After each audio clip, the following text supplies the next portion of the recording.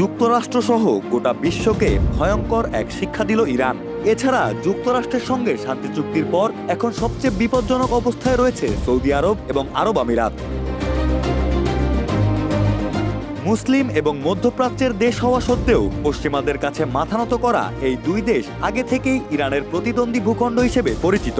ওয়াশিংটনের সঙ্গে তেহরানের চুক্তির পর এই দুই দেশ এখন নতুন করে দুশ্চিন্তায় পড়েছে। সাম্প্রতিক যুক্তরাষ্ট্র ইরান সমঝোতার পর আন্তর্জাতিক বিশ্লেষকদের বড় অংশই বলছেন হরমুজ প্রণালীকে কেন্দ্র করে বিশ্ব রাজনীতির একটি নতুন অধ্যায়ের সূচনা হয়েছে। কারণ বিশ্বের সবচেয়ে গুরুত্বপূর্ণ জ্বালানি করিডোরের ওপর ইরানের প্রভাব এখন আগের যে কোনো সময়ের চেয়ে বেশি। চুক্তি অনুযায়ী আগামী 60 দিন হরমুজ প্রণালী দিয়ে জাহাজ চলাচলে কোনো টোল বা বাধা দেবে না ইরান। বিনিময়ে যুক্তরাষ্ট্র নৌ অবরোধ শিথিল করবে, ইরানের তেলের ওপর নিষেধাজ্ঞা কিছুটা সহজ করবে এবং জব্দ করা অর্থ ফেরতের বিষয়ে সহযোগিতা করবে। তবে বিশ্লেষকদের মতে এটি শুধু সাময়িক সমঝোতা। বাস্তবে হরমুজ প্রণালীর ওপর ইরানের কৌশলগত নিয়ন্ত্রণ আরও শক্তিশালী হয়েছে। বিশ্বের প্রায় 1/5 তেল এই প্রণালী দিয়ে পরিবাহিত হয়। ইরান চাইলে বৈশ্বিক জ্বালানি বাজারে প্রভাব ফেলতে পারে, যা তারা দেখিয়ে দিয়েছে।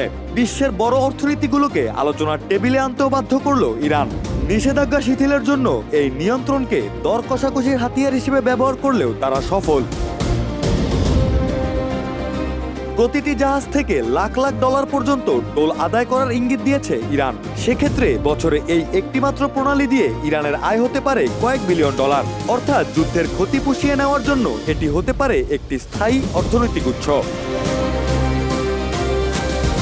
অবাক করার মতো বিষয় হলো অনেক শিপিং কোম্পানি টোল দিতে আপত্তি করছে না, কারণ এতে যুদ্ধের ঝুঁকি কমবে, বীমা খরচ কমে যাবে, পণ্য পরিবহন আরো নিরাপদ হবে। তাদের মতে যুদ্ধের ঝুঁকি বহনের চেয়ে টোল দেওয়া সস্তা। সৌদি আরব ও আরব আমিরাতের সামনে এখন কঠিন বাস্তবতা এসে দাঁড়িয়েছে।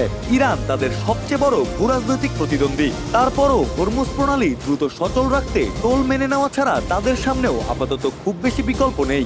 একই সঙ্গে তারা বিকল্প পাইপলাইন তৈরির পরিকল্পনাও এগিয়ে নিতে পারে, যদিও তা বাস্তবায়নে লেগে যেতে পারে প্রায় 1 দশক।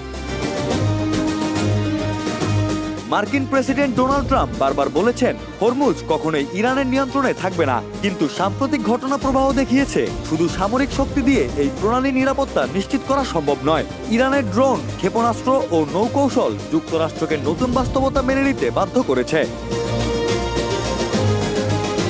এদিকে সাম্প্রতিক ঘটনা প্রবাহ চীনের জন্য বড় সুখবর নিয়ে আসছে। হরমুজে অস্থিরতা যত বাড়বে, তেলের দাম বাড়বে, জীবাশ্ম জ্বালানির বিকল্পের চাহিদা বাড়বে, সোলার প্যানেল, ব্যাটারি ও বৈদ্যুতিক গাড়ির বাজার আরো সম্প্রসারিত হবে। এই 3 ক্ষেত্রেই বর্তমানে বিশ্বের সবচেয়ে বড় উৎপাদক চীন।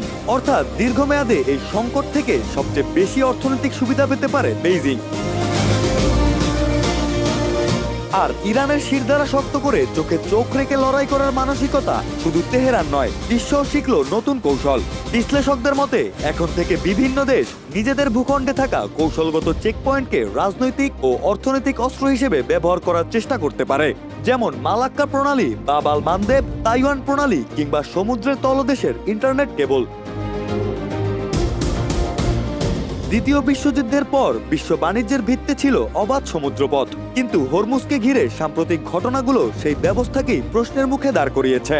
বিশ্লেষকদের আশঙ্কা ভবিষ্যতে সামরিক শক্তির পাশাপাশি কৌশলগত জলপথ নিয়ন্ত্রণই হতে পারে নতুন ধরনের ভূরাজনৈতিক অস্ত্র। 21 শতকে শুধু সেনাবাহিনী নয়, একটি কৌশলগত সমুদ্রপথ হতে পারে বৈশ্বিক ক্ষমতার সবচেয়ে কার্যকর অস্ত্র। এই যুদ্ধের সবচেয়ে বড় শিক্ষা সম্ভবত এটি, যা ঘটেছে হরমুজ প্রণালীকে ঘিরে। আর এই শিক্ষা ভবিষ্যতের আন্তর্জাতিক রাজনীতির নতুন মানচিত্র আকার ইঙ্গিত দিচ্ছে।